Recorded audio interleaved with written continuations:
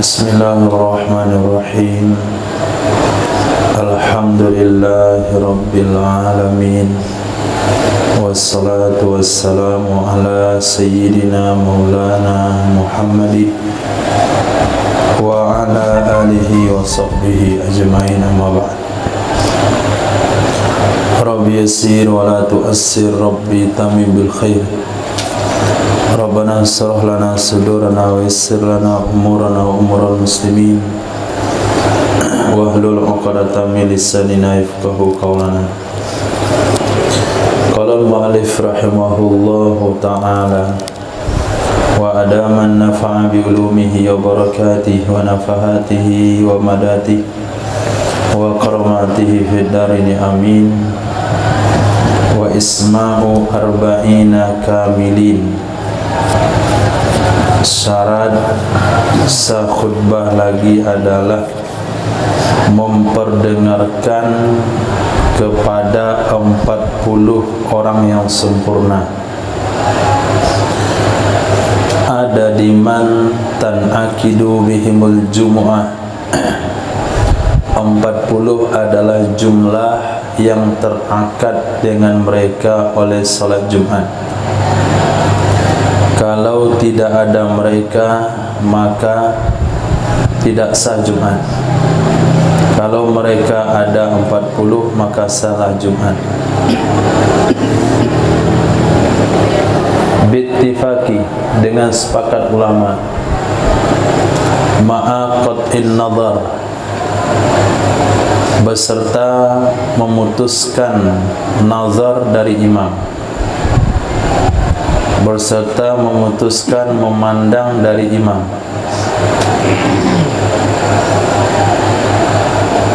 Ma'a qat'in nazari anil imam. Dikatakan ittifaq kalau kita tidak membicarakan tentang ada imam enggak ada imam. Yang penting 40 orang.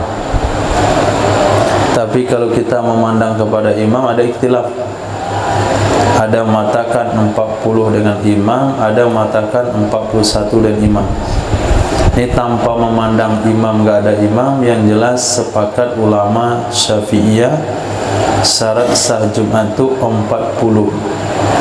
Ittifaq di sini ulama Syafi'iyah. Kalau ulama yang lain, kalau mazhab yang lain, ada yang berpendapat 50, enggak cukup 40. Mazhab yang lain ada yang berpendapat cukup 4 orang. Bagaimana cara isma arba'ina kamilin? Bi ayyarfa'a sautahu, dengan bahwa mengencangkan ia khatib akan suaranya, dengan bahwa mengangkat ia khatib akan suaranya. Liyahsula wa'izuhum al-maqsudu bil khutbah, supaya hasil menasehati mereka jamaah yang merupakan inti, yang merupakan tujuan dengan khutbah. Liyahsula wa'zuhum al-maqsudu, supaya hasil menasihati mereka jamaah yang ditujukan, yang dimaksudkan dengan khutbah. Falau lam yasma'uha, jikalau mereka tidak bisa mendengarkan akannya khutbah. Kenapa tidak bisa didengarkan? Li bu'dihim, karena jauhnya mereka jamaah. Dia duduk di teras. Au israrihi, atau mengecilkan suara, melirihkan suaranya si khatib. Lam tasihah, tidak sah ia salat Jumat, atau tidak sah ia khutbah. Kalau tidak sah ia khutbah, tidak sah Jumat. Maka dikatakan kalau Nabi khutbah, ihmar aina, irtafa sauta, irtafa'a sautu, terangkat suaranya Nabi, merah kedua matanya Nabi, ka'annahu yuhadziru jaisha, seperti Nabi sedang memberikan peringatan ultimatum kepada pasukan. Maka beda khutbah sama ceramah. Kalau ceramah cerita ramah tamah, bagaimana orang akan tertawa bila diundang lagi, bikin ibu-ibu bapak itu kayak anak-anak. Nah, kalau pengajian beda lagi. Pengajian mengaji sesuatu sampai mengerti dan paham, itu pengajian. Kalau khutbah ini nasihat. Kenapa disunahkan berdiri? Kenapa diwajibkan berdiri? Tidak duduk. Bisa kita pahami dari hadis Nabi yang berbunyi, apabila kamu marah maka duduklah. Kalau masih marah, tidurlah. Kalau masih marah, mandi. Artinya emosi itu akan maksimal, emosional seseorang akan maksimal kalau dia ngomong berdiri. Maka Nabi kalau khutbah berdiri. Maafkan Nabi. Maka syariat Islam kalau khutbah berdiri. Kalau pengajian Nabi dan sahabat duduk di halaqah. Kalau baca hadis Nabi, pengajian kitab ini metode khutbah setengah jam tewas. Nah, kalau khutbah kan nggak lama-lama. Itu betul-betul lantang. Tujuannya apa? Supaya nasihat itu dimaksudkan sampai kepada sang pendengar. Ini enggak suara lembut. Alhamdulillah, alhamdulillahilladzi hadana lihada. Yang ngantor dari pagi tadi dapat AC ruangan, belum istirahat. Yang banyak problem hidup sampai dapat masjid, dapat sakinah, tidur semua. Maka satu-satunya ustaz di Indarung ini yang bagus itu yang ngasih khutbah di minggu pertama. Siapa namanya? Bangun, jangan tidur bapak-bapak. Masa setengah jam waktu tidur, apa yang dibawa pulang? Itu tiap khutbah itu pasti bangunin orang. Itu kan keren. Ada juga khatib nggak peduli mau tidur mau kagak, materi saya segini, selesai materi saya pulang. Itu nggak ada tujuan. Walau kanu kulluhum, ada pertanyaan tadi. Walau kanu kulluhum, kalaulah ada mereka, seluruh mereka, au ba'duhum, atau sebagian mereka, summa tuli, lam tasihha fil asahi, enggak sah ya Jumat menurut pendapat asal. Enggak sah Jumatnya. Alhamdulillah, enggak perlu Ismail cari hukum, udah ada di sini. Jadi kalau ada 40 orang, 2 orang tuli, enggak sah Jumat. Cari 2 lagi. Yang harus 40 itu betul-betul sehat kupingnya. Wal mustaratu isma'u arkaniha faqat. Yang disyaratkan adalah memperdengarkan rukun-rukunnya saja, sebagaimana yang telah terdahulu. Fil infidad, dalam masalah bubar. Nah, kalau ada jamaah bubar bukan ketika rukun dibaca dan dia kembali ketika rukun dibaca, nggak apa-apa. Nah, jadi yang disyaratkan memperdengarkan rukun-rukunnya. Nah, ini kadang-kadang salah style.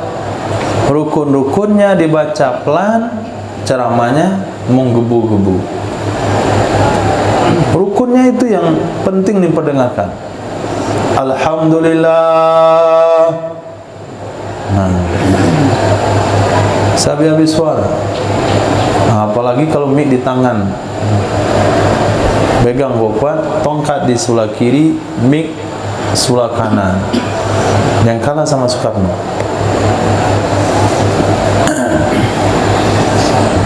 Soekarno 10 orang jadi, dia akan goncang dunia. Ini 40 orang, kan 4 kali kekuatan Soekarno. Kalau khatibnya punya ruhaniyat yang bisa ditularkan kepada jamaah. Nah, tapi kalau khatibnya lesu, loyo, nggak kurang gizi, nah ini masalah. Lesu itulah yang ditularkan kepada jamaahnya. Wal jadidu annahu la yahrumu alaihimul kalamu fiha. Menurut pendapat jadid, tidak haram terhadap mereka jamaah ngobrol sedang khutbah. Memang ngobrol dilarang, cuman dilarangnya itu larangan haramkah atau larangan makruh? Ternyata larangannya hanya sampai makruh, nggak sampai batas haram. Pendapat jadid, sesungguhnya tidak haram terhadap mereka jamaah berbicara sedang khutbah. Wa yusannu, disunahkan al-insatu laha, akan menyimak baginya khutbah. Wal qadimu, sementara menurut pendapat qadim, pendapat Imam Syafi'i ketika berada di Irak, yahrumul kalam, haram bicara ketika khutbah disampaikan. Wa yajibul insatu, wajib insat, wajib menyimak.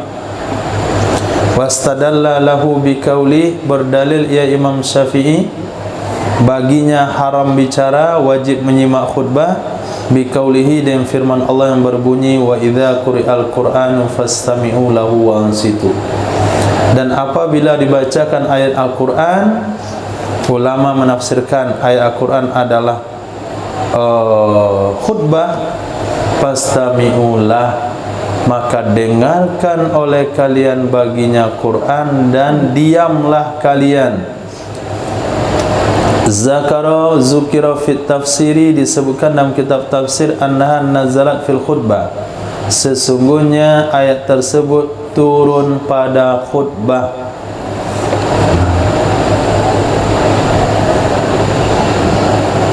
Apa kata mereka?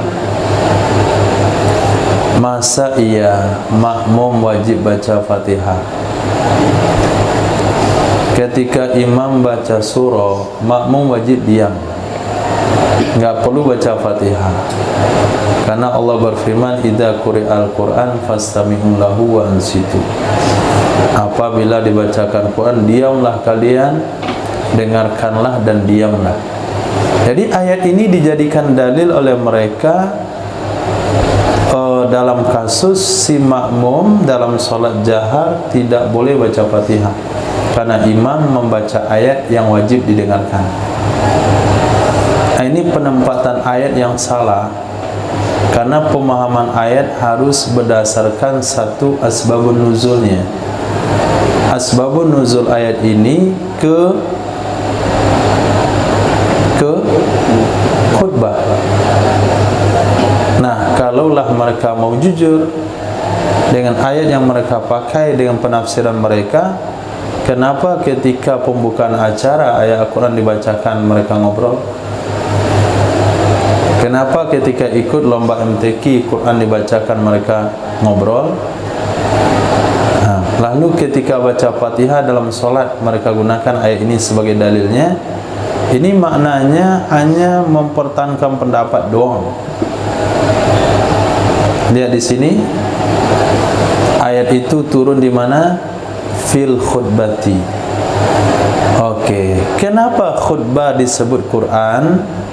Wa sumiyat Qur'anan listimaliha ali, disebut khutbah dengan Quran karena mencakupnya khutbah di atasnya Quran, karena mencakupnya khutbah di atas Quran. Dan ini sekaligus menjadi dalil membaca ayat dalam khutbah hukumnya wajib.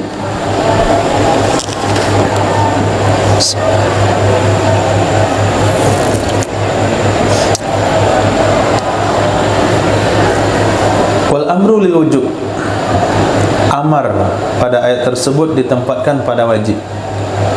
Fastami'u wa ansitu. Ayat ini menjadi dalil oleh Imam Syafi'i di pendapat qadim beliau bahasanya mendengarkan khutbah hukumnya wajib, bicara hukumnya haram.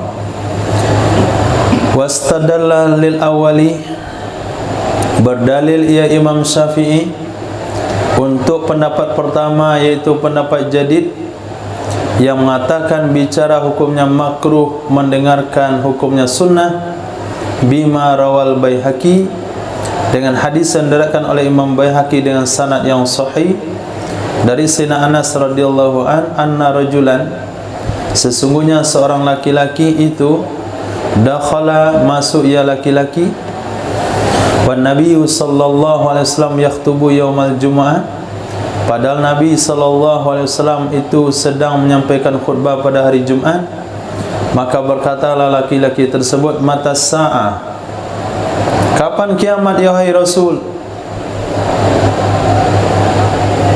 Fa'au ma'an nasu ilaihi bisukut, maka mengisyarat oleh orang-orang, oleh sahabat-sahabat yang lain kepada laki-laki tersebut untuk diam. Falam yakbal, dia enggak terima. Ini ciri-ciri A'rabi, orang dusun. Nah, orang dusun kalau ketemu gabung sama orang hadar kota, nampak tuh ciri-cirinya. Ngobrol suara lebih lantang, komen segala hal. Ancak aja Pak teh. Kita kawan. Dia. Dia ancak bajunya.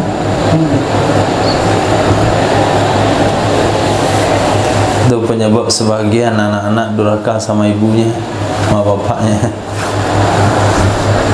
Anak ini dah lama tinggal di kota, bawa bapaknya gabung satu grup sama kawan-kawannya. Bapaknya kampung, nanya segala, kok janjangnya turun naik. Akhirnya malu anaknya, jadilah dia anak durhaka. Gak usah malu, itu memang ciri khas dari bangsa Arabnya, memang begitu. Asal dari dusun pasti langsung ngomong.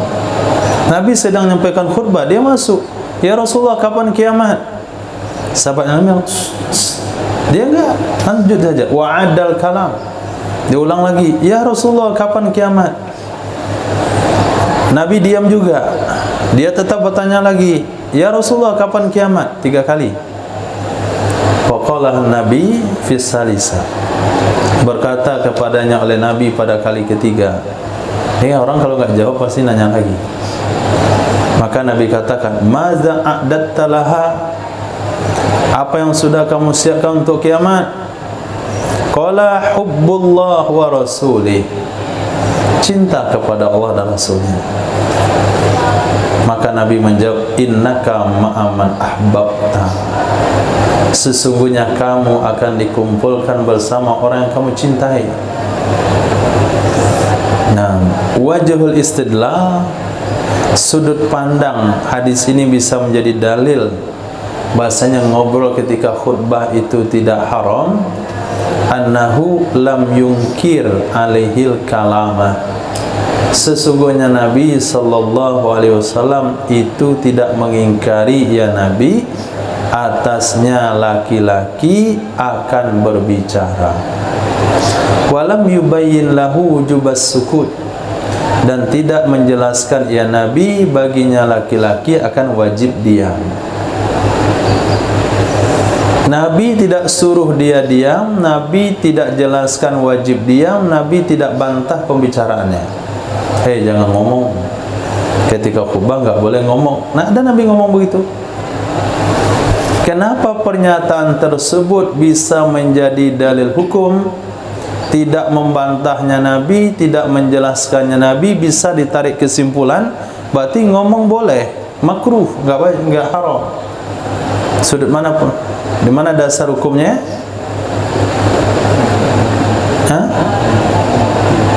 Mana dasar hukumnya? Kaidah usul yang berbunyi takhirul bayani anil haja la yajuz, menunda penjelasan ketika diperlukan itu enggak boleh. Kalaulah enggak boleh, pasti Nabi langsung bilang enggak boleh. Kalaulah wajib diam, pasti Nabi bilang wajib diam. Ketika Nabi tidak larang dia bicara, tidak katakan wajib diam, berarti diam itu tidak wajib. Lalu bagaimana ada ayat tadi? Iza quri'al Qur'an, apabila khutbah dibacakan fastami'u lahu wa ansitu, maka ayat tersebut ditaksis al-aslu al-amru fil amri lil wujub, hukum asal pada perintah lil wajib, untuk wajib, itu berubah menjadi kepada sunnah karena ada dalil yang memalingkannya. Memang al-aslu fil amri lil wujub, tapi karena ada hadis tadi, berubahlah lil wujub kepada sunnah. Wal amru fil ayat lil istihbab. Nah, perintah dalam ayat tadi untuk sunnah. Kenapa jadi sunnah? Jam'an bainad dalilain, karena menggabungkan dua dalil. Karena menggabungkan dua dalil. Dan ini metode awal, langkah pertama ketika ta'arud dua dalil, yaitu jam'u bainad dalilain. Kalau tidak mampu jam'u bainad dalilain, baru boleh tarjih. Nah, sebelum tarjih bisa saja nasib mansukh. Titik. Wala yahrumul kalamu alal khatibi qat'an, tidak haram bicara terhadap khatib, sepakat ulama. Kalau makmum yang bicara memang ada khilafiyah, tapi kalau khatib yang bicara enggak haram. Memang begitu? Iya. Iya. Kenapa iya? Kenapa iya? Hah? Kenapa iya? Bukan bicara nyampaikan rukun khutbah. Itu pendapat lucu namanya. Khatib enggak haram bicara karena dia nyampaikan rukun khutbah. Itu bukan bicara. Kalau itu pula haram, kan khatib dia namanya. Kenapa khatib kenapa enggak haram bicara? Karena dia menyampaikan rukun-rukun khutbah. Itu jawaban lugu. Nah, bukan bicara yang itu, bicara yang biasa. Pak, matikan handphonenya, Pak. Nah, itu boleh. Enggak haram. Nah, anak-anak diam, enggak ada masalah. Isi soft depan, kosong. Bapak-bapak yang mengantuk ke khutbah, bapak. Cuma sekali seminggu khutbah mengantuk, apa yang bawa pulang? Enggak haram. Itu yang namanya bicara. Artinya khitab kepada jamaahnya. Itu tidak haram, sepakat ulama. Dengan dalil apa? Ketika seorang laki-laki masuk masjid, dia langsung duduk. Nabi bertanya kepada laki-laki tersebut, hal shalaita? Apakah kamu sudah salat? Belum. Apa kata Nabi? Irka' rak'atain khafifatain. Hal yang sama juga dilakukan oleh Sayyidina Umar bin Khattab radhiyallahu an. Kapan? Ketika Sayyidina Ali terlambat salat Jumat. Apa kata Sayyidina Umar? Ya rajul, kenapa engkau terlambat salat Jumat? Ini karena azan nih, maka saya pergi salat Jumat. Kau dah hampir lupa tadi. Berarti enggak mandi. Enggak sempat mandi. Enggak mandi pula. Jadi dua kesalahan Sayyidina Ali pada saat itu. Pertama enggak mandi, kedua terlambat. Langsung ditegur oleh Sayyidina Umar di atas mimbar. Ini yang namanya kalam antara khatib kepada makmum. Tapi kalau beliau baca khutbah, itu bukan kalam. Wakilah bitardil qaulaini fihi. Pendapat yang kedua, dengan menerapkan dua kaul padanya khatib. Menerapkan dua pendapat padanya khatib. Khatib juga, apakah hukum bicara bagi khatib? Jawabannya dua kaul. Pendapat yang kuat, pendapat jadid, boleh. Pendapat qadim, haram. takhrijan ala annal khutbatain bimasabati rak'ataini aula. Karena mentakhrij, mengeluarkan hukum didasari kepada sesungguhnya dua khutbah itu menempati posisi 2 rakaat aula atau tidak.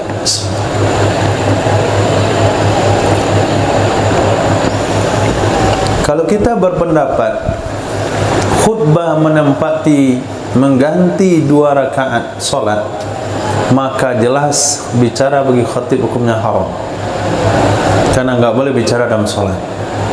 Tapi kalau kita tidak berpendapat solat zuhur itu, solat Jumat itu bukan zuhur yang dikosor, Jumat adalah Jumat, 2 khutbah adalah perkara yang wajib dalam Jumat, bukan pengganti 2 rakaat, maka khatib boleh bicara. Tergantung kita berpandangan bagaimana. Annal khutbatain bimasabati rak'atain, apakah 2 khutbah menempati posisi 2 rakaat atau tidak. Wal khilafu fi kalamin la yata'allaku bir ghardun muhimmun najizun. Khilaf, perbedaan pendapat itu pada kalam yang tidak ada hubung kait dengannya kalam oleh tujuan penting yang harus dilakukan, najiz, yang harus dilakukan.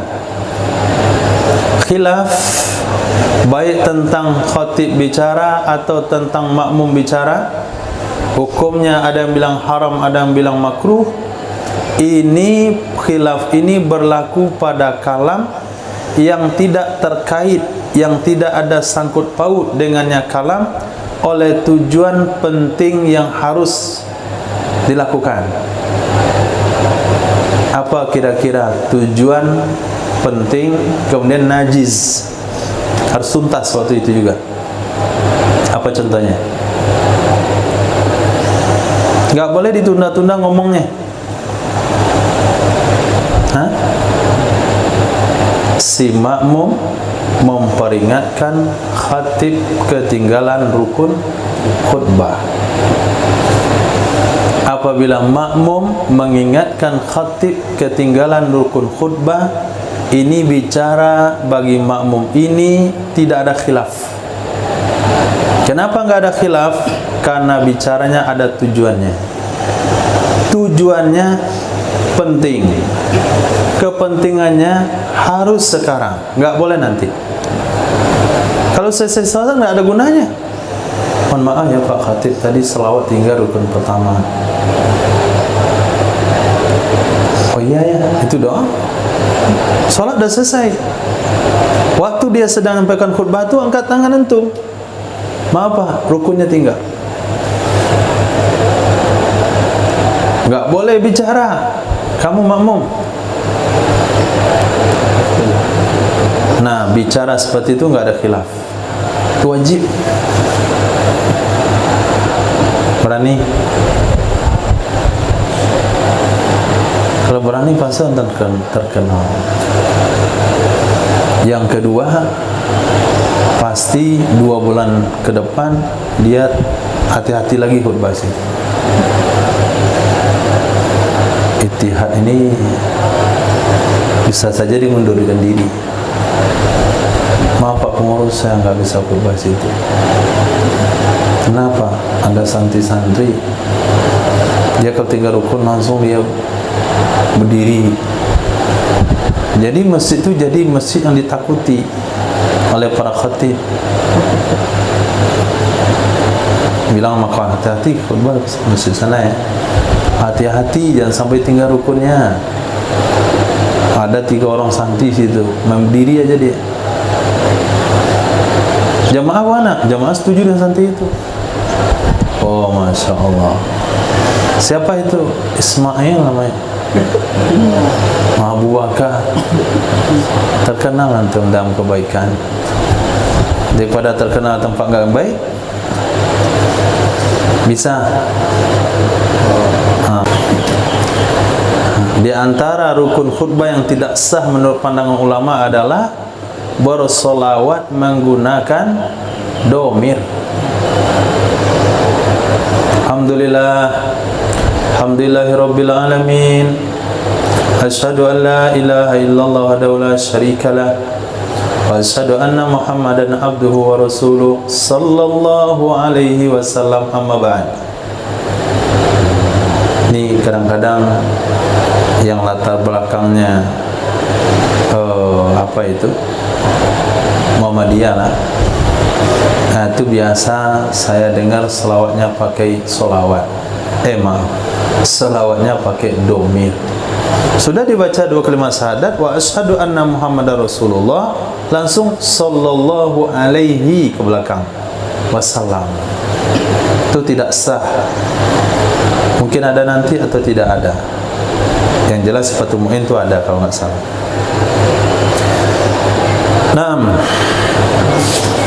Jadi khilaf pendapat bicara bagi makmum atau khatib, bicara bagi imam, bagi khatib atau makmum, hukumnya khilaf. Itu fi kalamin la yata'allaku bi ghardun muhimmun najizun. Apabila tidak terkait dengannya bicara tujuan penting yang harus waktu itu juga. Amma idza ra'a a'ma yaqau fi bi'ir.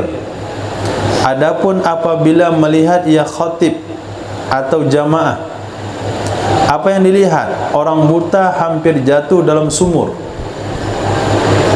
Au aqraban tadubbu ila insanin, atau dia melihat ada kalajengking yang sedang merayap, sedang menuju merayap kepada seseorang. Fa'anzarahu, lalu memperingatkan ia seseorang akannya orang buta.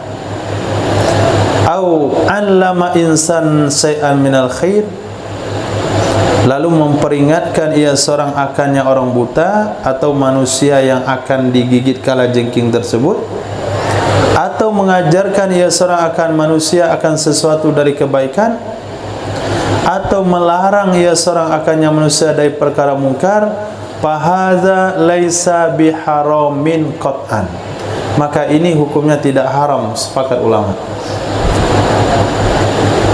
Sepakat ulama.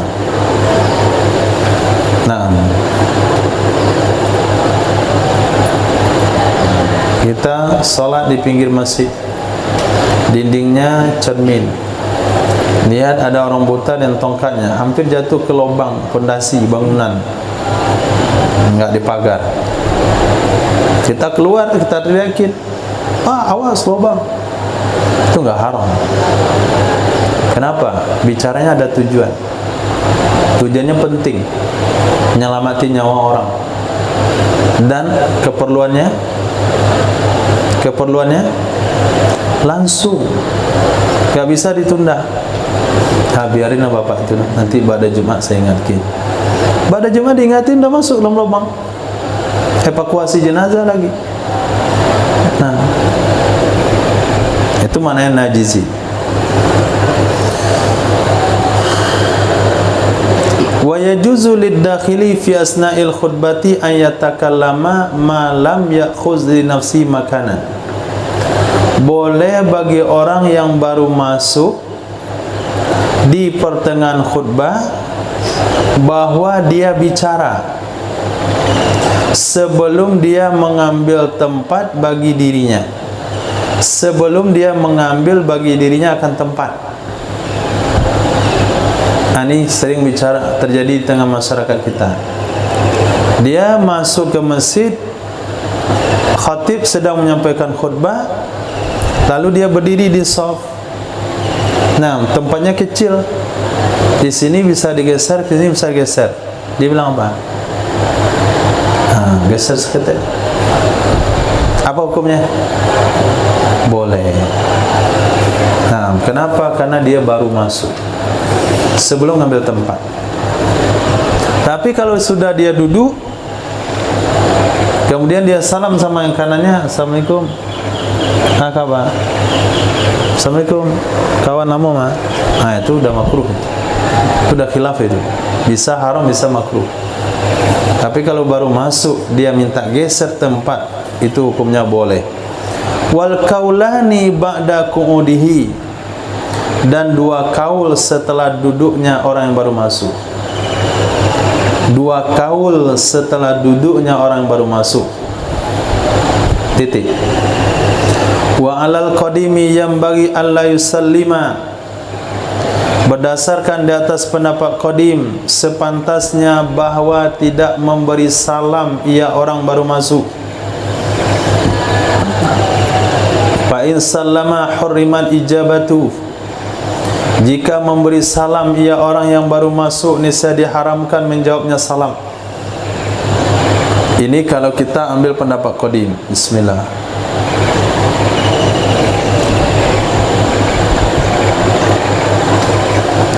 Wa yahrumu tasmitul atis ala sahih, haram hukumnya mentasmit orang bersin menurut pendapat sahih, fihima pada keduanya, fihima pada keduanya.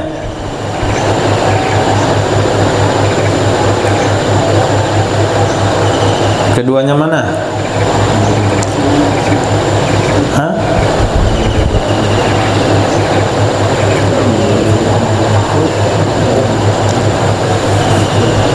Haram mentasmid orang bersin di atas pendapat sahih, fihima pada keduanya, menjawab salam dan mentasmid orang bersin. Nah, itu sahih kalau kita ambil pendapat qadim yang mengatakan bicara ketika khutbah hukumnya haram. Maka kalau ada orang masuk, jangan beri salam. Kalau dia beri salam juga, enggak boleh jawab salam. Ada kawan sedang bersin, alhamdulillah, biarin saja. Haram hukumnya mengatakan yarhamukallah kalau qadim. Tapi kalau ambil pendapat jadid, wa alal jadidi yujawazani qat'an, kalau kita berpegang pada pendapat jadid, dibolehkan kedua-duanya menjawab salam, mentasmid orang bersin qat'an. Wa istahabu tasmitu ala sahih, disunahkan mentasmid menurut pendapat asah. Jadi kalau ambil pendapat jadid, bukan hanya boleh, mentasmid itu tetap sunnah. Kawan bersin, dia ucapkan alhamdulillah, khatib sedang khutbah, apa salahnya? Ya rahmukallah, selesai. Enggak haram, tetap sunnah kalau kita penganut pendapat jadid. Wa sahaha Baghawi, mentashih menganggap sahih oleh Imam Baghawi, akan wajib menjawab salam. Nah, salam tetap wajib dijawab. Wa wafaqahu, sependapat ia Imam Nawawi akannya Imam Baghawi di dalam kitab Syarah Muhadzab. Wa sarraha fihi bi karahatis salami alal qaulain, dan menyampaikan secara jelas ia Imam Nawawi fihi, di dalamnya Syarah Muhadzab. Apa penyampaian Imam Nawawi? Makruh memberi salam berdasarkan dua kaul. Kalau anda mengatakan pendapat qadim yang kuat, yang hukum menjawab salam haram, orang yang baru masuk makruh memberi salam. Kalau anda mengambil pendapat jadid menjawab salam tetap wajib, tetap saja orang yang baru masuk makruh memberi salam. Nah, jadi ketika khutbah masuk masjid, jangan beri salam, diam saja.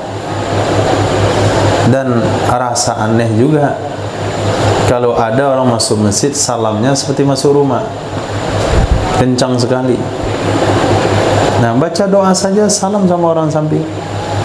Bismillah, Allahumma salli ala sayyidina Muhammad wa ala ali sayyidina Muhammad. Allahumma aftah li abwaaba rahmatik. Buka pintu. Assalamualaikum. orang di kanan dekat pintu. Assalamualaikum. Penuhkan sok ke depan. Buka pintu. Assalamualaikum. Orang sedang pengajian, salamnya penuh ruangan. Sedang khutbah, sedang pengajian, memberi salam ketika masuk masjid, hukumnya makruh karena mengganggu atau memalingkan konsentrasi orang lain daripada ibadah kepada ibadah lain. Karena orang di masjid dia punya ibadah masing-masing. Ada dengan zikir, ada baca Quran, ada menaikkan khutbah, ada dengan selawat, ada dengan solat. Lalu tiba-tiba ada ibadah baru, yaitu jawab salam. Al-mas'ul la yus'al. Itu kaidah usulnya.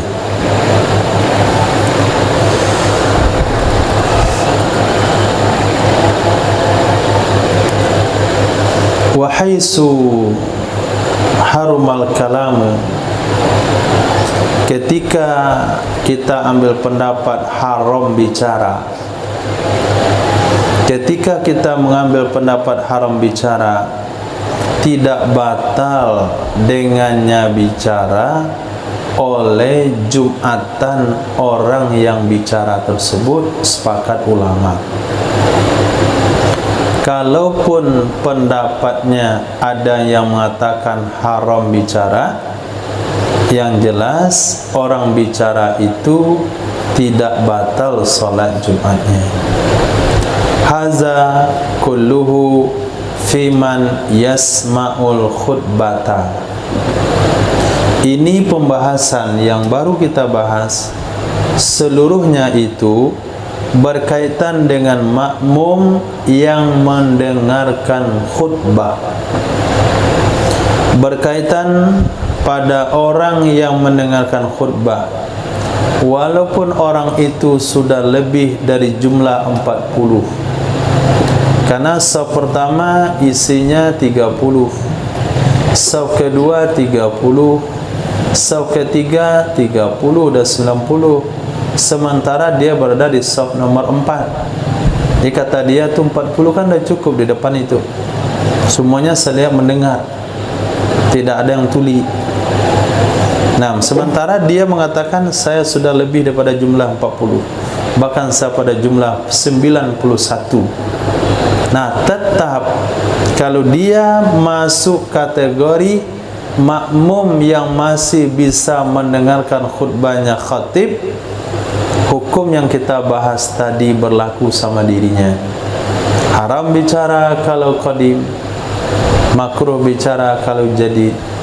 Haram menjawab salam kalau qadim, sunnah menjawab salam, wajib menjawab salam berdasarkan jadid. Adapun orang yang tidak mendengarkan khutbah, amma man la yasma'uha. Adapun orang yang tidak mendengarkan akannya khutbah, kenapa dia tidak dengarkan khutbah? Li bu'dihi, karena jauhnya seseorang dari imam. Wa zada ala arba'in as-sami'in, dan dia adalah orang yang lebih atas 40 orang yang mendengarkan khutbah. Fa fihi alal qadimi wajhan, maka tentang orang tersebut yang tidak bisa mendengarkan suara khatib karena mic-nya mati dan dia jauh daripada khatib, alal qadimi wajhan, berdasarkan pendapat qadim ada dua wajah. Nah, hukum bicara bagi orang yang tidak terdengar, yang tidak bisa mendengarkan khutbah yang disampaikan oleh khatib, kalaupun kita ambil pendapat qadim, maka dalam hal ini dua pendapat. Ahaduma la yahrumu, salah satu keduanya tidak haram bicara. La yahrumu alaihil kalam, tidak haram di atasnya bicara, karena dia tidak dengarkan khutbah. Wa yustahabu an yastaghilla bidzikri wat tilawati, disunahkan bahwa menyibukkan diri ia seseorang yang tidak bisa mendengarkan suara khatib dengan cara berzikir dan baca Quran. Wa asahhuhu ma yahrumu, pendapat yang kuat dari dua pendapat tersebut berdasarkan qadim.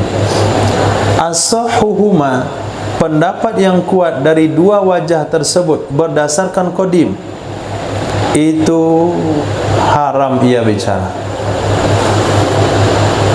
Walaupun dia tidak bisa mendengarkan khutbah, walaupun jumlahnya dia sudah merupakan orang yang lebih dari jumlah 40 yang mendengarkan khutbah, tetap haram bicara. Kenapa haram? Li'alla yusawwisa 'ala sami'in, supaya dia tidak mengganggu orang yang sedang mendengarkan khutbah. Jadi hukum tidak melihat kepada diri dia saja. Karena dia tidak bisa mendengarkan khutbah lalu boleh bicara, bukan. Kalau kita fatwakan seperti itu, nanti dia bicara lagi. Dia itu bukan satu orang. Bisa saja ada 5 orang, bisa saja 10 orang. Tuh bayangkan tuh 10 orang melawan satu orang khatib yang bicara. Terjadilah taswis di masjid. Akhirnya jamaah yang ada di sepertengahan, dia bisa mendengarkan khatib, bisa pula mendengarkan khutbah di belakang. Pembicaraan orang yang dikatakan boleh bicara tersebut, terjadilah taswis. Nah, demi tidak mengganggu yang lain, maka bicara haram hukumnya, baik orang yang dengarkan khutbah maupun orang yang tidak bisa mendengarkan khutbah, berdasarkan pendapat qadim. Fayatakhayaru baina sukuti wa baina ma zakarahu. Kalau begitu, maka memilih ia orang yang tidak bisa mendengarkan khutbah antara diam dan di antara sesuatu yang telah menyebutkan ia musannaf akannya, yakni baca Quran dan zikir. Wa qaulul musannifi alaih, maka kata-kata musannaf ada kalimat alaihi. Jumpa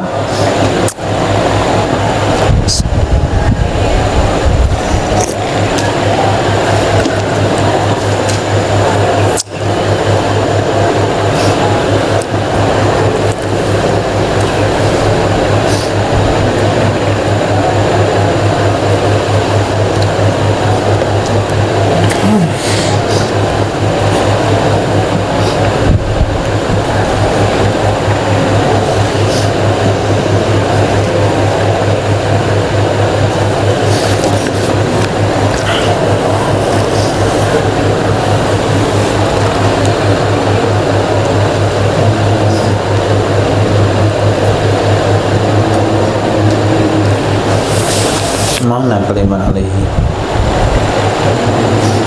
Hah?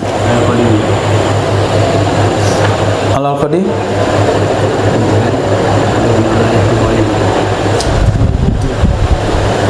Coba baca. Al-Qadim majran ahaduma la yahrumu alaihi kalam. La yahrumu alaihi kalam. Itu bukan kata musannaf. Al-Jadid, coba baca.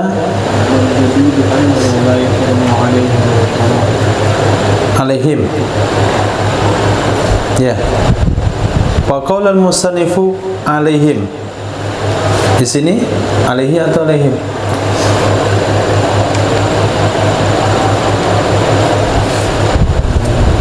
Alaihim juga. Alaihi. Naam. Alaihim, alaihi. Alaihim. Baik.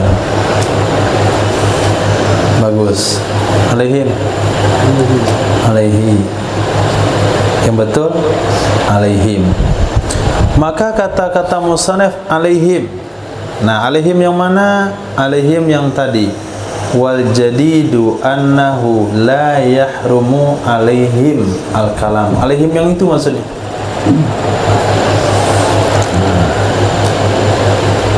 Mana cara nulisnya, Safi?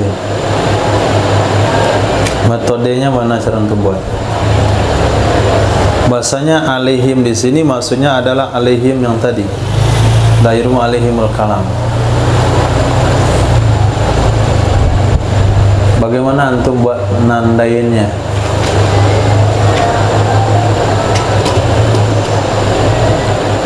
Hah? Kapan-kapan antum baca kitab ketemu kata-kata musannaf alaihim. Alim itu alaihim yang mana? Itu alaihim wal jadidu la yarmu alaihim. Bagaimana cara nandainnya? Hah? Kasih tulis itu. Enggak dikasih apa aja, roll. Baris sampai sini. Lintas daerah. Nah, pandai-pandai surang metodenya. Yang penting waktu baca nanti tahu wa qaulul musannaf alaihim itu maksudnya adalah wal jadidu annahu la yahrumu alaihim. Nah, alaihim maksudnya di sana adalah alal arba'ina sami'ina lil khutbah. Haram menurut pendapat jadi sesungguhnya tidak haram terhadap mereka 40 orang yang mendengarkan khutbah oleh bicara. Jadi him itu maksudnya 40 orang yang mendengarkan khutbah. Wa inin damma ilaihim wairuhum minal kamilin sami'uha aula.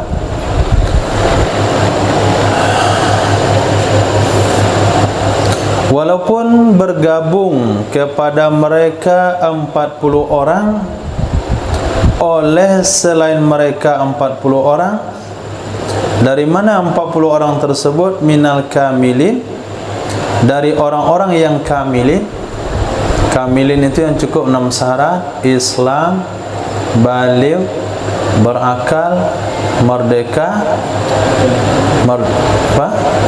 laki-laki, mustautin. Aula ataupun tidak, hanya 40 orang saja. Baik yang 40 kamilin itu pas 40 atau 40 lebih, tetap pendapat jadi mengatakan mereka tidak haram bicara. Wa abbara fil muharrari bil qaumi, mengungkapkan ia Imam Rafi'i di dalam kitab Muharrar dengan bahasa kaum. Wal jadidu annahu la yahrumu ala qaumin al kalamu. Muharrar menggunakan bahasa kaum. Qultu al asahu anna tartibal arkani laisa bisyartin wallahu a'lam. Pendapat yang kuat sesungguhnya mengurutkan rukun-rukun khutbah tidak termasuk syarat, wallahu a'lam.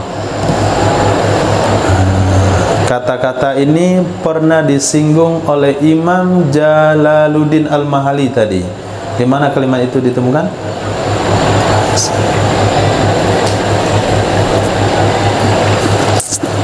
Pernyataan ini pernah beliau sindir tadi.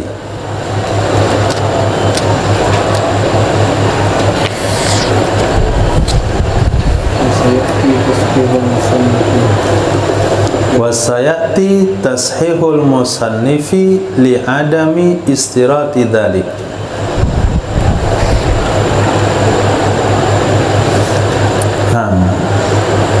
Pada syarat khutbah yang keberapa? Murattabatul arkan as-salasatil ula. Nah, berurutan 3 rukun pertama. Kata beliau nanti akan ada penegasan Imam Nawawi bahasanya tertib dalam rukun khutbah tidaklah syarat. Nah, boleh dicampur-campur. Wassalatu wassalamu ala Rasulillah. Alhamdulillahi Rabbil Alamin. Ya ma'syarasy syabab. Itu khutbah apa ya? Kalau itu wasiatnya itu bukan khutbah Jumat itu. Nah, kecuali kalau khutbah Jumatnya di kampung bujangan. Nah, itu salah satu wasiatnya begitu, Safir. Itu datang satu kurut, satu tempat, ada satu pulau, laki-laki aja semuanya, nggak ada yang kawin. Semuanya sudah zikir suluk di sana nih, dengan naksabandinya. Orang suluk 40 hari dan 40 tahun. Nah, itu baru khutbah sana. Ya ma'syarasy syabab, man istata'a minkum ba'a falyatazawwaj.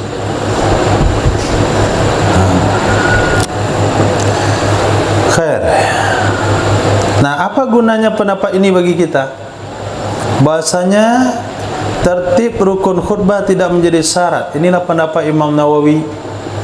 Maka ketika kita dengarkan khatib menyampaikan khutbahnya, dia baca rukunnya, ada yang tinggal, kemudian terbaca setelahnya. Qala Nabiyuna Muhammad sallallahu alaihi wasallam. Ya sudah. Berarti salawatnya ada di dalam hadis. Karena dia berbolak-balik, tercampur baru, nggak ada masalah. Ini pendapat yang kuat. Bukan untuk dipraktekkan. Nah, untuk menyimak, ada tampil satu khatib. Khutbah keduanya lupa dia baca ayat. Khutbah pertama belum kebaca ayat. Khutbah kedua nggak ada ayatnya juga. Nanti ujung-ujungnya pakai ayat lagi. Sudah, itu anggap ayat. Nah, walaupun itu setelah wasiat, walaupun itu sebelum sebelum puji-pujian. Kenapa Imam Nawawi berpendapat tidak wajib tertib rukun? Li husulil maqsudi biduni. Karena hasil maksud dengan tanpa tertib. Wal azharu istiratul muwalah. Pendapat yang kuat disyaratkan beriringan.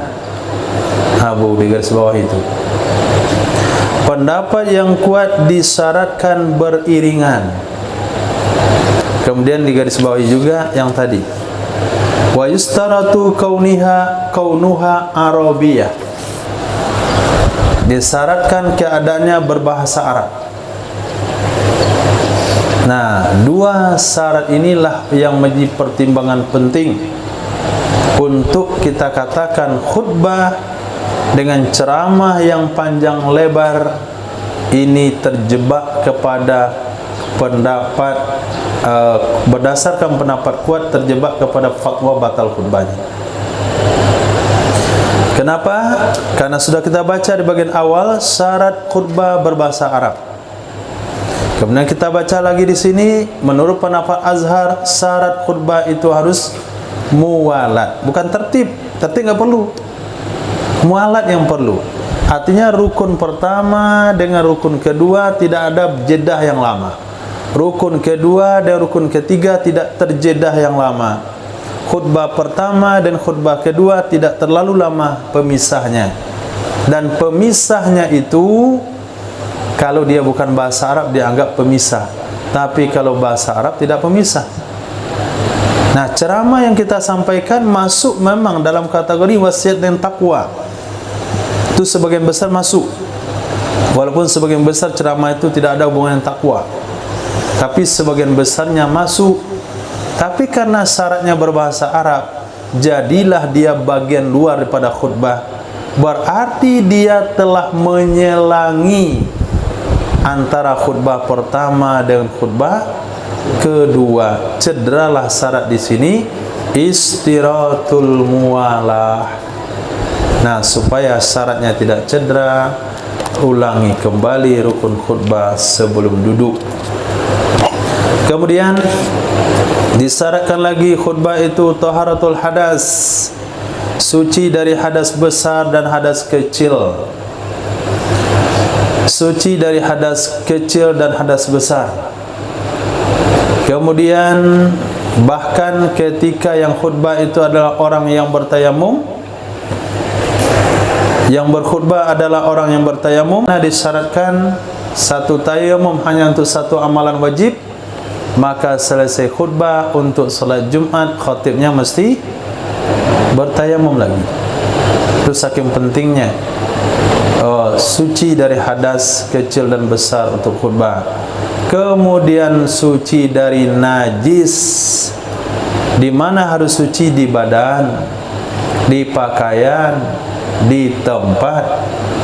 Badan alhamdulillah urusan khatib, pakaian urusan khatib, yang masalah urusan tempat adalah urusan pak pengurus. Jadi tolong diperhatikan mimbar masjidnya, jangan sampai ada teh cucak di bawahnya. Nanti terinjak oleh Pak Khatib, batal khutbah. Nah, tolong dilap tongkatnya. Nah, takut ada jaring laba-laba. Jaring laba-laba itu keluar daripada buntut, bukan keluar daripada mulut. Nah, keluar pada buntut berarti najis. Maka ulama katakan jaring laba-laba najis. Kalau tiangnya, tongkat khatib itu berjaring laba-laba, berarti nggak boleh dipegang. Pegang berarti mikul najis. Ini kadang-kadang mimbar tuh gak diurus. Mimbar khutbah Jumat gak diurus, gak dilap. Jadi salah satu syarat sah khutbah, tempatnya suci. Soal badan dan pakaian khatib yang ngurus dari rumah. Tapi kalau tempat bagaimana? Mau khatib sudah salam melap-lap meja dulu.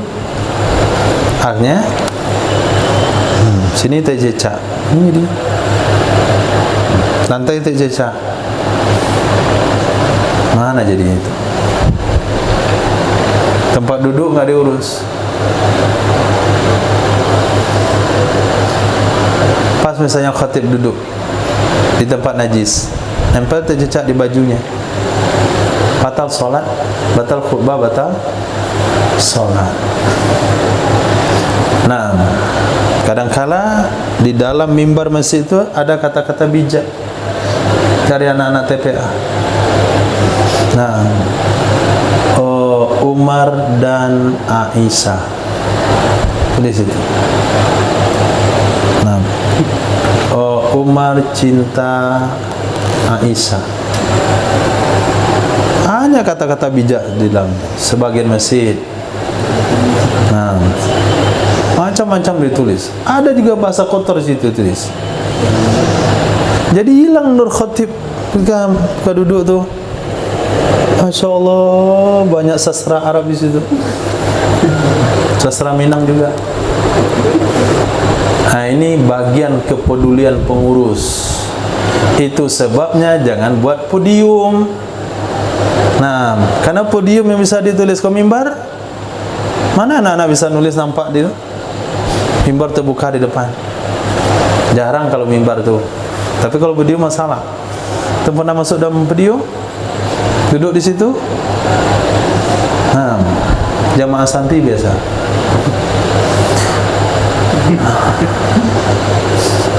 Udah diusir tidur ke tempat ibu-ibu, masuk dia tidur dalam video. Tuh, adanya tempat tidur ya. Khair, ini salah satu dalam sunnah ada kejayaan. Nah, jangan buat podium di masjid, buatlah mimbar.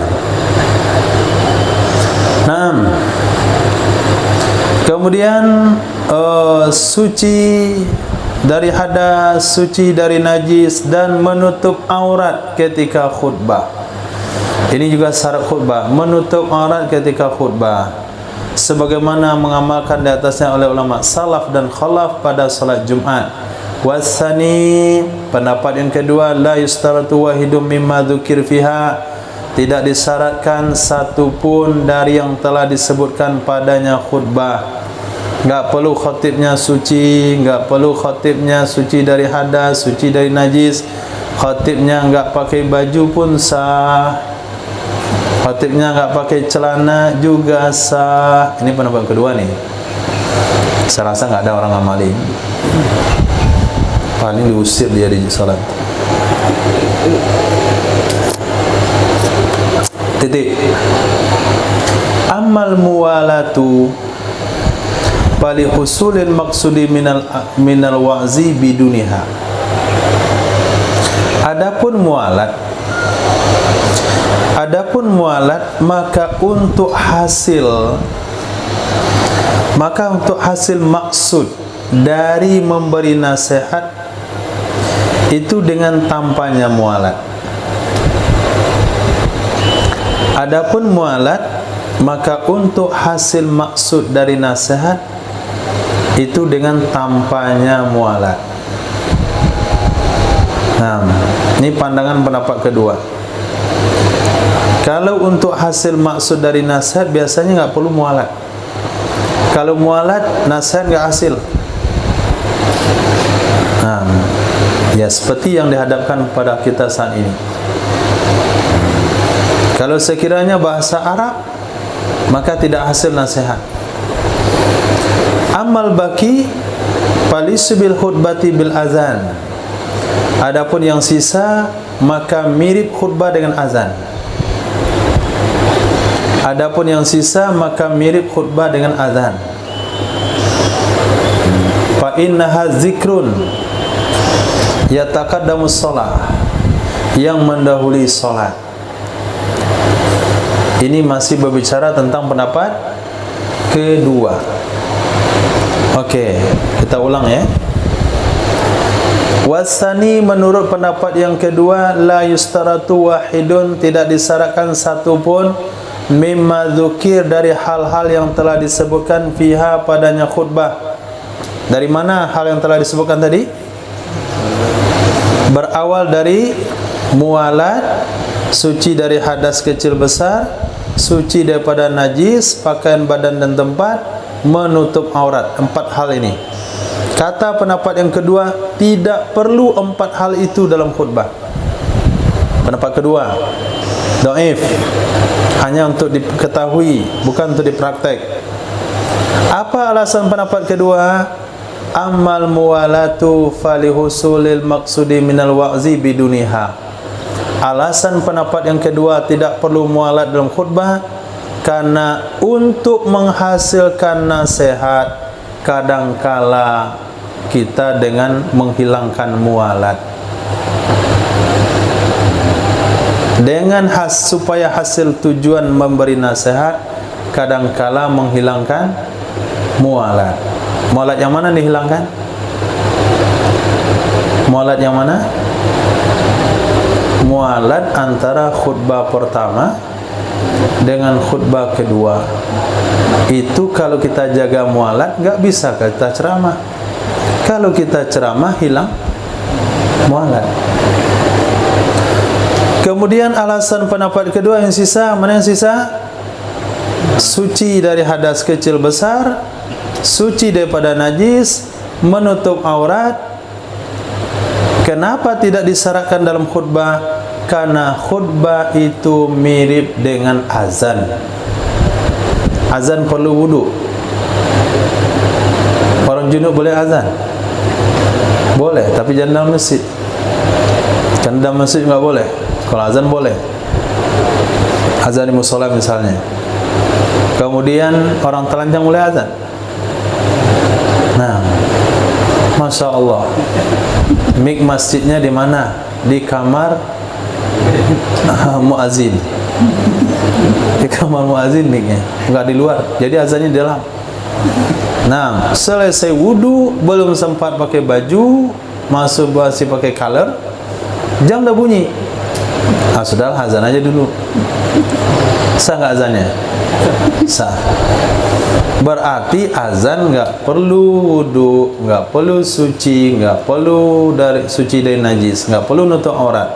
Nah, khutbah itu kan sama dengan azan. Di segi mana samanya? Khutbah adalah zikir yang mengawali sholat. Sama dengan azan juga zikir yang mengawali sholat. Titik. Oke. Wa ala istiratit taharati fiha, kalau kita berpegang kepada pendapat disyaratkan suci pada khutbah, disyaratkan suci pada khutbah, dan itulah pendapat yang kuat. Lau sabakahu hadathun, jikalau terlanjur akannya seseorang oleh hadas, mendahului akannya seorang oleh hadas, artinya batal wuduk dia, lam yuqtadda bima ya'ti bihi minha halal hadasi, maka tidak dihitung apa saja yang melakukan ia khatib dengannya, apa saja yang melakukan ia khatib dengannya dari rukun khutbah ketika berhadas.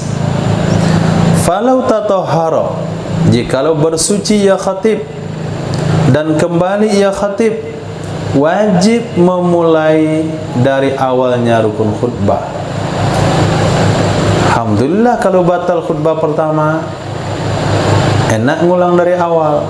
Kalau batal khutbah kedua, tentu ulang dari khutbah pertama. Maka solusi yang paling tepat bukan tunggu khatib berwudu, tetapi minta ganti kepada yang lain. Nah, kalau minta ganti kepada yang lain, bisa disambung. Nah, bisa disambung. Wa illam yatulil faslu fil asahi, walaupun tidak lama jedahnya, walaupun tidak lama pemisahnya menurut pendapat ashab, karena tempat wudhu disediakan langsung di depan mihrab. Masjid-masjid yang profesional yang melengkapi fasilitas sesuai dengan tuntutan hukum, itu sebaiknya di depan mihrab itu ada tempat wudhu dan WC. Depan mihrab, bukanlah di depannya itu nampak WC, di belakang tidak. Tentu ini mihrab, ini dinding. Nah, mungkin ada pintu, apakah di kamar sebelah kiri, kamar sebelah kanan, atau di depan itu langsung itu ada tempat wudhu satu sama WC. Ketika imam batal, dia bisa langsung pabari wudhu. Kalau tempat wudhunya di lantai satu, imamnya batal sholatnya, apa wudhunya, mana cara? 3 menit lagi azan Jumat, wudhu antum batal. Ini wallahu a'lam. Maaf, na'udzubillah min dzalik ya. Kalau sekiranya Abu jadi khatib di satu masjid, 3 menit lagi azan masuk, wuduk batal, tempat wuduk turun ke bawah. Mau turun ke bawah atau mau salat tanpa wuduk, ujian berat.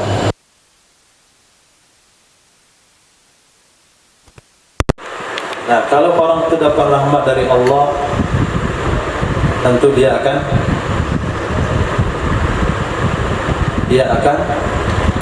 pergi wudhu. Gak peduli apa kata orang, nama katanya batal wudhu. Tapi kalau dia takut kata orang, gak takut apa kata Allah, ya sudah. Nah, naik dia dengan pedenya. Assalamualaikum warahmatullahi wabarakatuh. Kamu kan gak wudhu, udah batal. Diam kamu. Nanti urusan di akhirat saja, nanti saya tobat. Nah, hal ini bisa terjadi. Mungkin kita yang masih usia yang ya belum tua masih aman. Kalau khatib usia 60 tahun, itu gerak kaki sikit aja keluar gini.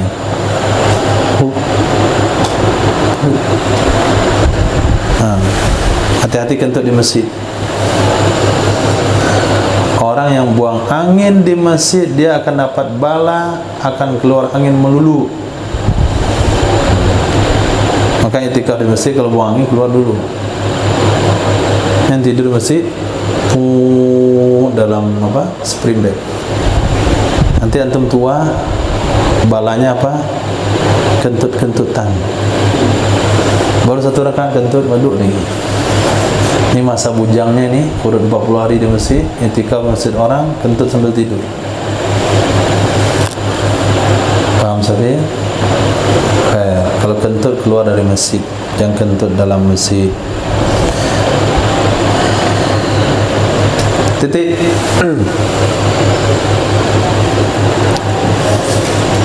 Mas'atu sitri mazidatun alal muharrar.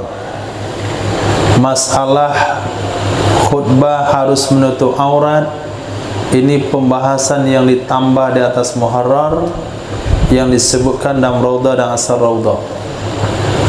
Jadi wasitru itu tidak ada dalam kitab muharrar. Itu murni penambahan Imam Nawawi. Penambahan itu juga ada dalam kitab Raudhah dan Asar Raudhah. Titik. Khair. Kita sudah selesai membahas tentang orang wajib Jumat, syarat sah Jumat, kemudian rukun khutbah dan syarat sah khutbah. Ini yang paling banyak. Syarat sah khutbah yang paling banyak. Sekarang masuk pada pembagian tusanul khutbah alal mimbarin, perkara-perkara yang dianjurkan dalam bab salat Jumat. Di antaranya disunnahkan khutbah di atas mimbar. Dalilnya, karena sesungguhnya Nabi sallallahu alaihi wasallam itu kana yakhtubu alaihi, ada ya Nabi itu menyampaikan khutbah di atasnya mimbar. Rawahu Syekhani, merupakan akannya hadis oleh Imam Bukhari dan Muslim. Atau kalau tidak ada mimbar, maudi'in murtafi'in, tempat yang tinggi, atau khutbah di atas tempat yang tinggi. Ambil kursi, berdiri di atas kursi. Ambil meja, berdiri di atas meja. Illam yakun mimbarun, kalau tidak ada mimbar, sebagaimana disebutkan di dalam kitab Raudhah, sebagaimana disebutkan dalam asal kitab Raudhah, li qiyamihi maqamahu, karena menempatinya mimbar, karena menempatinya tempat yang tinggi pada posisinya mimbar. Bismillah. Karena tempat yang tinggi bisa menggantikan posisi mimbar. Dalam hal buluwi sautil khatib alan nas, alan nas atau alaihin nas, alan nas, alaihin nas. Fi buluwi sautil khatibi alaihi an-nasa, dalam hal menyampaikan suara khatib di atasnya tempat yang tinggi kepada orang-orang, kepada jamaah. Wa yusannu kaunul mimbari ala yaminil mihrab, disunahkan keadaan mimbar diletakkan di kanan mihrab. Disunahkan keadaan mimbar di kanan mihrab. Alhamdulillah sampai hari ini di mana-mana masjid mimbarnya, podiumnya di sebelah kanan mihrab. Bahkan dalam Sunan Abi Daud yang sudah kita baca juga ada penegasan kesunahan jarak antara mimbar dengan dinding mihrab di sebelah kanan sejarak. Sudah dibaca dalam Sunan Abi Daud, sejarak lewat kambing. Ini dinding mihrab sebelah kanan, ini mimbar. Itu jangan rapatkan dinding mimbarnya ke dinding mihrab, tapi kasih jarak di sana seukuran lewatnya 1 ekor kambing. Hadisnya dan Sunan Abi Daud. Nah, jadi disunahkan keadaan mimbar itu di posisi sebelah kanan mihrab. Alasannya karena mimbarnya Nabi sallallahu alaihi wasallam kana ala dzalik, ada yang mimbar seperti demikian. Seperti demikian bagaimana? Ai ala yaminil mustaqbil, atas kanan orang yang menghadap ke mihrab. Naam, di sebelah kanan mustaqbili lil mihrab, orang yang hadapnya ke mihrab. Bukan di sebelah kanan membelakang ke kiblat, tapi di sebelah kanan orang yang menghadap ke mihrab sebagaimana dia maklum. Kemudian disunahkan lagi yusallimu alaman indal mimbar, memberi salam ya khatib kepada orang yang ada di dekat mimbar. Kapan memberi salam kepada orang dekat mimbar? Izan taha ilaihi, apabila sampai ia khatib kepadanya orang dekat mimbar, sebagaimana dalam kitab Muharrar. Artinya disunahkan hal demikian. Nah, hal ini tidak bisa kita praktekkan. Kenapa tidak bisa kita praktekkan? Karena kita sebelum azan berkumandang, kita sebagai khatib sudah duduk dekat mimbar, lalu berdiri memberi salam, kan nggak tepat. Nah, supaya hal ini bisa dipraktekkan, maka diminta kepada pengurus masjid untuk menyediakan satu fasilitas yang namanya kamar khatib. Kamar khatib itu bukan tempat tidur dia. Sediakanlah ruangan di sebelah mihrab atau di depan mihrab yang khatib kalau datang dia mangkalnya di sana. Nah, ketika jam digital berbunyi, keluarlah dia dari kamar membawa tongkat, tak tak tak tak, sampai di tengah kaki mimbar, assalamualaikum kepada orang di kaki. Nah, lepas itu baru dia naik di atas mimbar, 1, 2, 3 tangga, mutar, baru ucapin salam untuk semua. Nah, sekarang bagaimana kita praktek? Berikan salam kepada orang dekat mimbar. Yang dekat mimbar itu ya kita yang mau khutbah. Sehingga teramalkanlah hadis Nabi yang mengatakan dia anjurkan khatib yang paling belakang datang sholat Jumat. Ini kalau kita mau mengamalkan ini serba salah. Datang terlambat bikin kekhawatiran Pak Pengurus. Nah, datang cepat menghilangkan fadilah para makmum. Karena dalam hadis kalau khatib sudah datang, tukang catat di pintu dia masuk ke dalam. Jadi kalau kita datang, itu tukang catat di pintu, dia udah masuk, udah duduk, nggak nyatat lagi dia. Alhamdulillah kok Ustaz cepat datangnya, saya nggak lama jadi nyatat-nyatat di pintu, kata malaikat.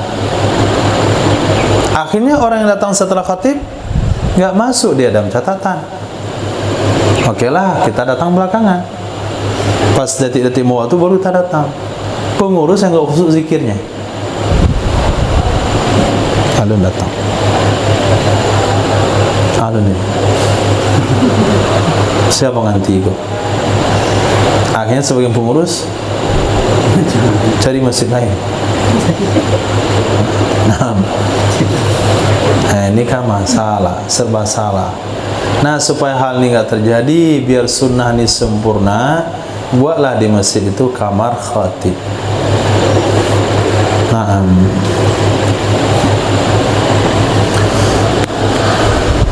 wa ayyaqbala alaihim, disunahkan bahwa menghadap ya khatib di atas mereka makmum, idza sa'idal mimbaro, apabila sudah naik ke mimbar.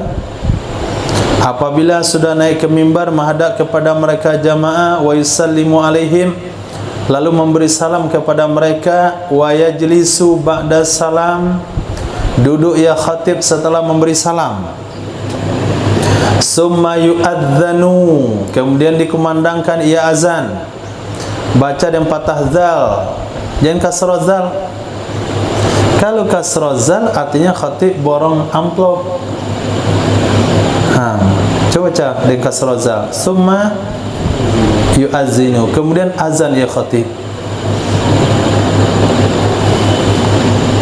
Sudah naik di atas mimbar, ucapkan salam, kemudian duduk ya khatib, kemudian azan ya khatib. Itu kalau kasrah zal. Maka kata musannif jangan kasrah zal, baca fathah zal. Summa yu'adzanu, kemudian dikumandangkan ia azan fi hali julusi, pada saat duduknya khatib. Dalilnya ittiba, pada seluruh demikian. Itu semuanya berdasarkan hadis Nabi.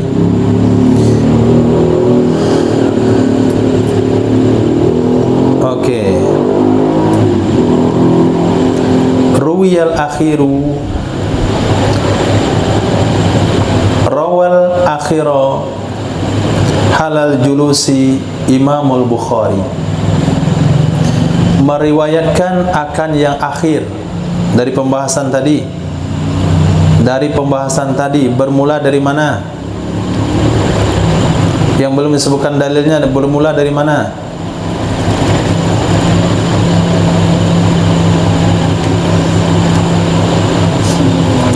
Yusallimu ala man indal mimbar, yakbala alaihim iza sa'idal mimbar wa yakbala alaihim wa yusallimu alaihim wa yajlisu summa yu'adzanu. Mana yang akhir? Summa yu'adzanu. Rawal akhira, merakan akan yang akhir ini, yaitu memandangkan azan ketika duduknya khatib oleh Imam Bukhari, sebagaimana hadis yang telah terdahulu. Mana dia? Mana hadis telah terdahulu tersebut?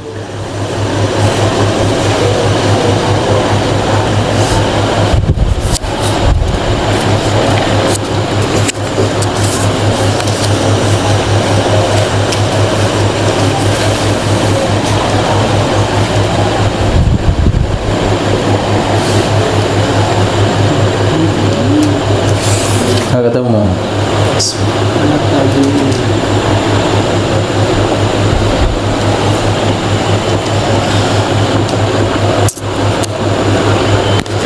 Alhamdulillah. Hah?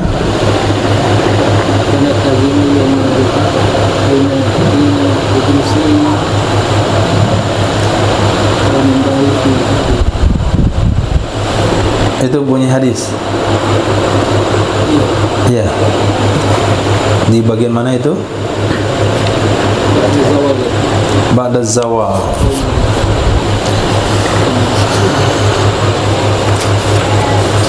Ba'da zawal.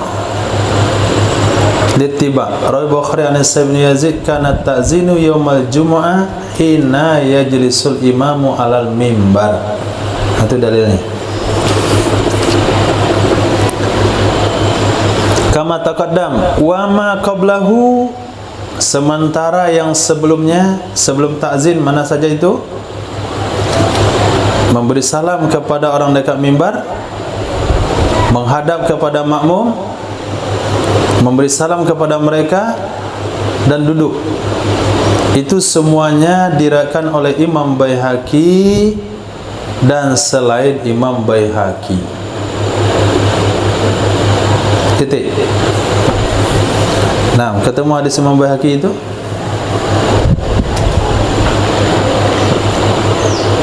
Mana hadis Imam Baihaqi?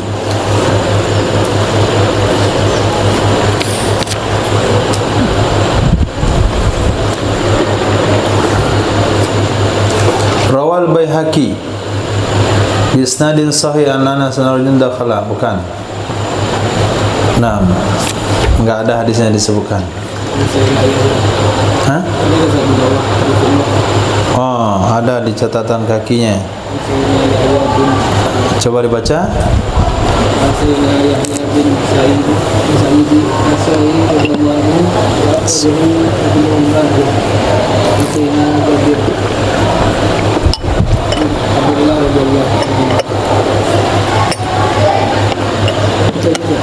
Hah? Panjang hadisnya. Okey, lanjut. Nanti lihat di catatan kaki kitab Taufik insyaallah. Wa ibaratul muharrari, ibarat kitab muharrar redaksinya begini. Wa yajlisu, duduk ya si khatib, wa yastaghilul muadzinu bil adani, menyibukkan diri oleh muadzin dengan azan, kama jalasa, sebagaimana duduk ya khatib. Wa idza faragal muadzinu qama, apabila telah selesai oleh muadzin mengumandangkan azan, niscaya berdiri ya khatib. Wal muradu bi su'udil mimbari ma fi raudha wa asliha, yang dimaksudkan dengan naik mimbar, apa yang dikatakan naik ke mimbar? Itulah riwayat atau penjelasan yang ada di dalam kitab Raudhah dan asalnya Raudhah. Nah, Apa itu? Ayyablugha fi su'udihi ad-darajatal lati tali maudi'al julus ma bil mustarah, bahwa sampai ia seseorang pada naiknya seseorang kemana, sampai kepada anak tangga yang ada di dekat tempat duduk, yang disebut tempat duduk itu dengan bahasa mustarah, tempat istirahat. Nah, tempat istirahat. Alhamdulillah. Nah, antum lihat mimbar Masjid Berok.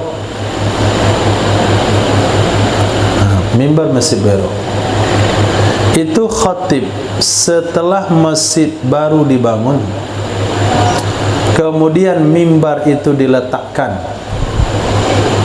dan dimulakan salat Jumat di atas mimbar tersebut. Khatib sebelum saya, dia berdiri di tangga bawah dan dia duduk di tempat mubayyin duduk. Dia berdiri di tangga bawah dan duduk di tempat mubayyin duduk. Rendah sekali. Nah, di tempat mubayyin duduk itu kan ada alas kasurnya dulu. Pas saya khutbah, saya naik ke tempat-tempat duduk mubayyin. Nah, lebih tinggi itu. Nah, kenapa? Karena itu sunnahnya baca kitab sini. Naik kepada satu tangga, satu yang di tangga itu di ujungnya ada tempat duduk. Nah, ada lagi tempat duduk, di atasnya baru ada tempat penyusun hayatus sahabat.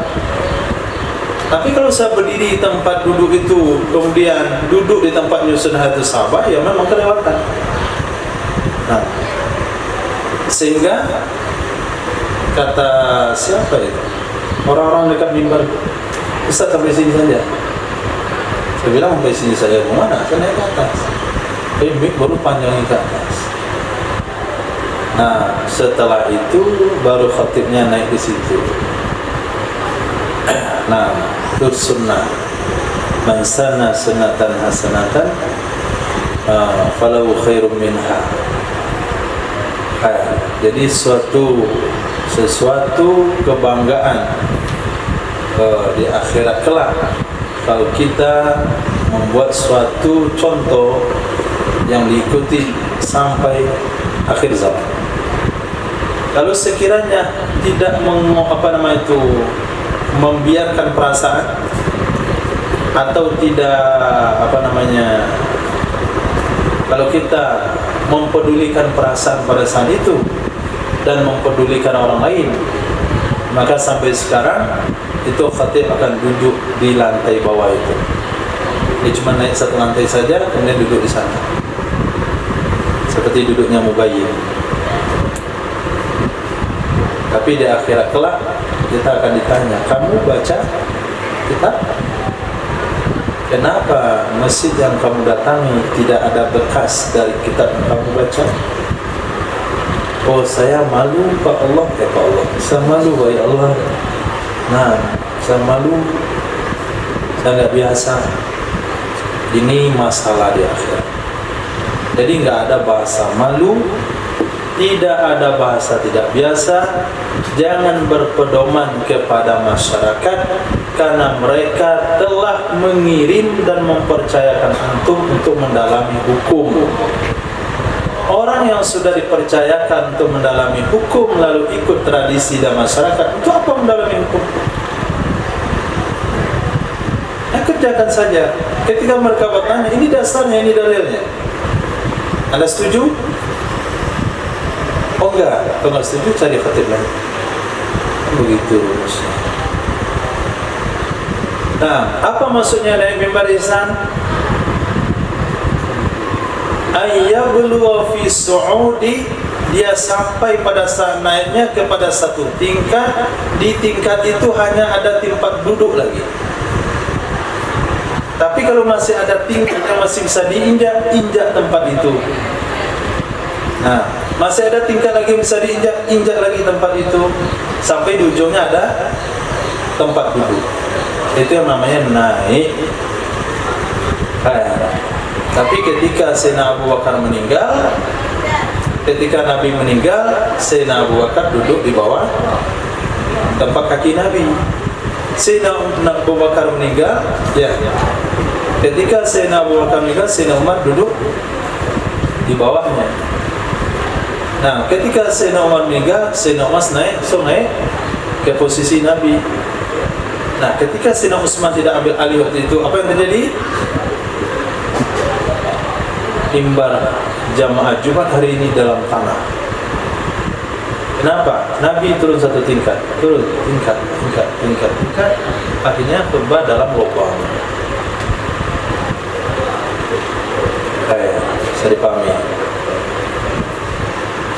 Di dalam kitab Syarah Muhadzab, di dalam kitab Muhadzab sesungguhnya Nabi sallallahu alaihi wasallam karena ada ya Nabi yaqifu ala dadatil lati talil mustara.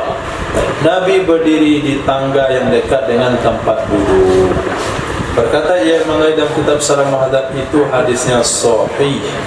Wa qala fihi, berkata ia mengenai dalam kitab Rawdah, wajib kepada orang mendengar menjawab salam di atas khatib pada 2 kali salam tersebut. Dan dianya menjawab salam adalah fardu kifayah, sama dengan salam di tempat-tempat yang lain. Wallahu a'lam. Fadhal.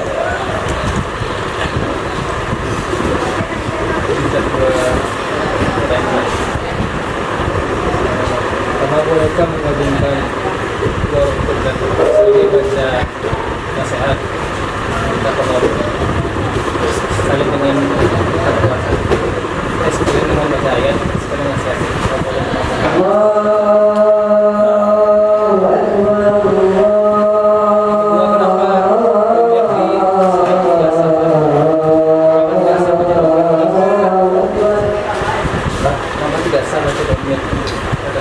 Nah,